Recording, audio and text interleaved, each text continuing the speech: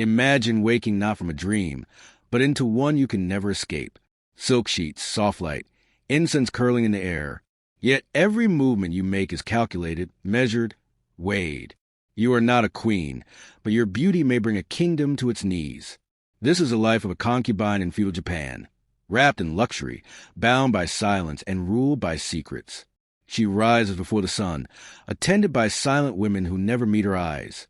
Her skin is cleansed with water, infused with camellia blossoms.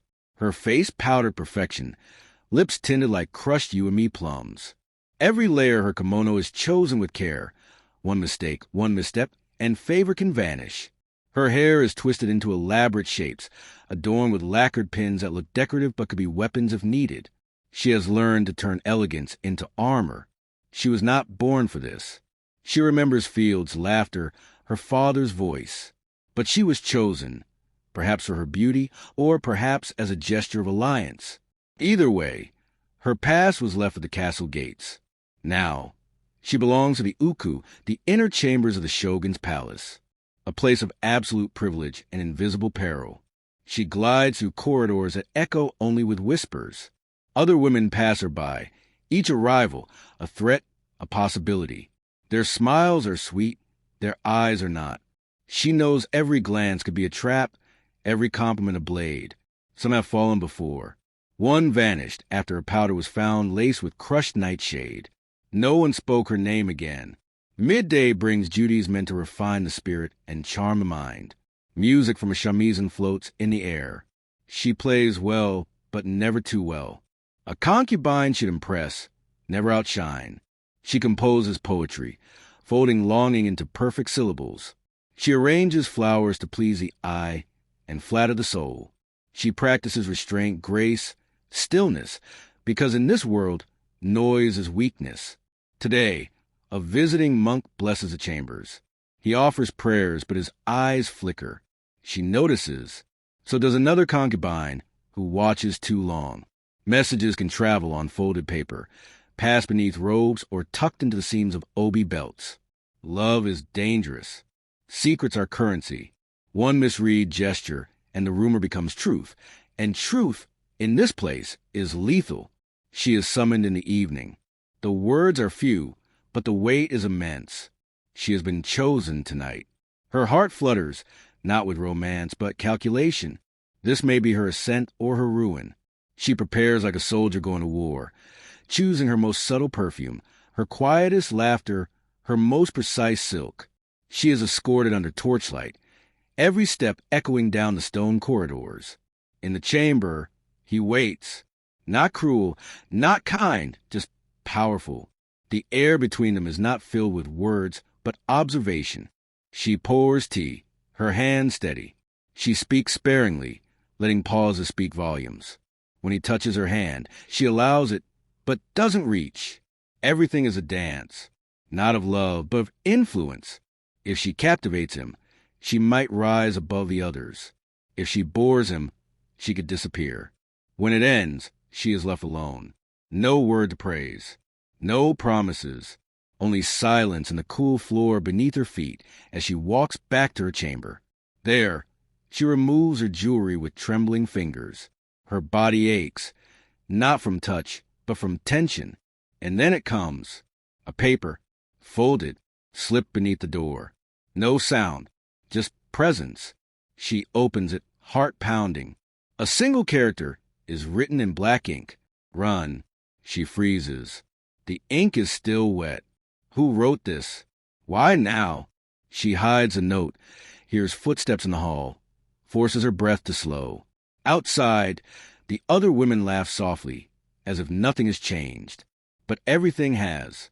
Behind her, a mirror shows her face, serene, composed. But inside, a storm is rising. A concubine is supposed to be silent, obedient, beautiful. But she has remembered something far more dangerous.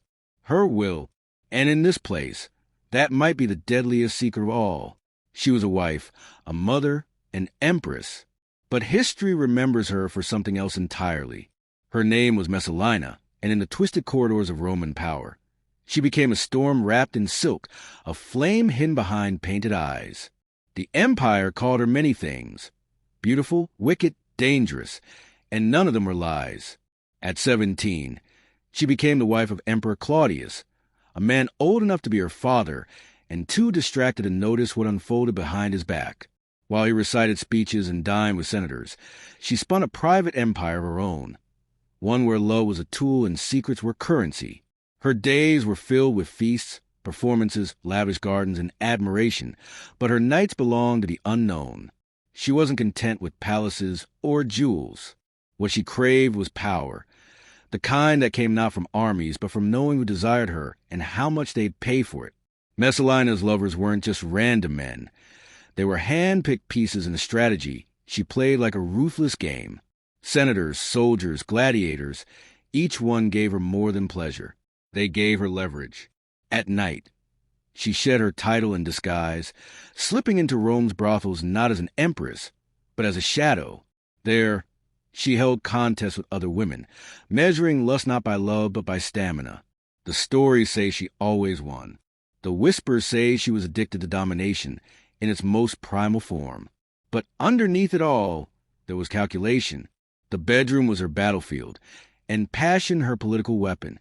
She moved through the halls of power with a smile sweet enough to mask venom. No one dared speak against her. Those who tried were silenced, some exiled, others simply disappeared. She made alliances with her body and broke them with a glance. Even the emperor remained unaware of the web growing around him, his trust blind, his love unused. But even the most delicate silk eventually tears. She made a mistake, not just a lover this time, but a husband. Gaius Silius, young, ambitious, and foolish enough to think he could stand beside her in public.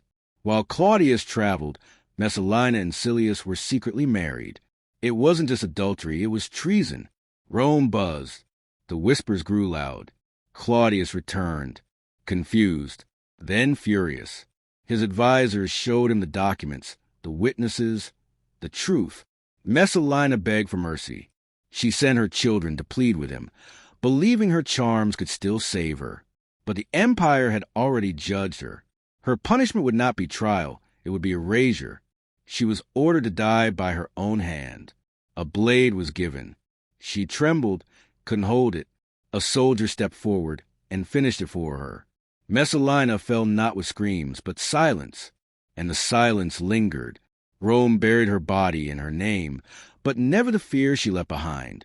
She had proved something no one wanted to admit, that a woman, young and beautiful, could become the most terrifying power in the world if underestimated.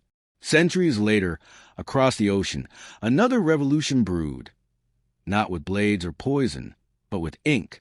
The men who would become the founding fathers of America were known for their bold words and brave battles, but behind their ideals of liberty and honor were lives tangled in contradictions. They wrote of freedom while living in cages of their own making. Thomas Jefferson, the author of the Declaration of Independence, spoke of all men being created equal, yet within the quiet fields of Monticello, he lived a secret that no document could erase. Sally Hemings, an enslaved woman with his blood in her veins, his wife's half-sister, became more than a servant. She became his companion, his confidant, and the mother of his children. Their relationship was one never spoken of in the open, but it defined the private life of a man who publicly fought for freedom while denying it at home. Their children lived between worlds, some passing as white, others remaining in bondage. No monument was built for Sally. No quotes preserve her voice. But in the shadows, she shaped a legacy that history can never fully silence. Alexander Hamilton, brilliant, driven, endlessly ambitious. He helped build a nation's economy and shaped its future. But he couldn't escape the pull of human weakness. Maria Reynolds was not a threat to the country, but to his marriage, his reputation, and ultimately, his soul. Their affair led to the first sex scandal in American politics.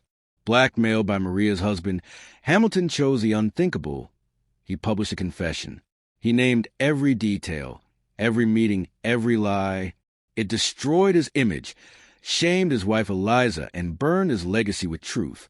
But even in ruin, he owned his story. The cost of honesty was high. The cost of secrecy would have been worse. Benjamin Franklin, scientist, diplomat, inventor, philosopher, but also a man of flirtation and charm. While serving as ambassador to France, he wrote letters to women filled with wit, warmth, and desire. Some were political alliances dressed in affection. Others were playful distractions. He understood that influence could come from the tongue as much as the pen. His letters danced between seduction and diplomacy, a reminder that even geniuses long to be loved and remembered. And then there were the love letters that left history gasping. Napoleon Bonaparte, feared and admired, wrote to Josephine not like a conqueror, but like a desperate lover. His words were wild, obsessive, raw. He told her not to bathe before he returned. He called her cruel when she delayed a reply. He fought empires during the day and wrestled with longing by night. But in the end, politics won. Their marriage was dissolved for alliance, not love. And yet, he never stopped writing her name. Frida Kahlo, who painted her pain into beauty, wrote to Diego Rivera with a passion as vivid as her canvases. "I love you more than my own skin," she confessed. Their love was a battlefield, fueled by betrayal, healed by art, and filled with letters that read like poetry bled from open wounds. Their marriage was broken, rebuilt, and broken again, but their connection never truly died. Virginia Woolf, a voice ahead of her time, wrote to Vita Sackville West with such tenderness that even now, her letters pulse with life. In a time when such love had no place, she found space in language. Her sentences were crafted not just to communicate, but to keep the feeling alive. "I am reduced to a thing that wants Virginia," Vita once wrote back. Together, their words carved out a secret space where truth lived, however briefly. What binds all these people is not just romance, but rebellion, love that crossed lines, desire that defied order, power wrapped in vulnerability. From the silk corridors of Japan to the marble halls of Rome, from colonial farms to French salons, these stories are not polite. They are dangerous, thrilling, and real in a way all great fiction is. Rooted in emotion, sharpened by risk, because love in every age has been both sword and shield. It can build empires or break them, elevate a concubine or end an empress. It can inspire a revolution or destroy a reputation. And above all, it reveals who we truly are, what we truly want, what we are willing to sacrifice for something as fragile and fleeting as a heartbeat shared with another. History may be written in ink, but the lines etched by passion are harder to erase. In the end, maybe it's not the victories or treaties we remember. Maybe it's the letters, the whispers, the footsteps in the dark, the risk taken for love that couldn't be named. And maybe in every age,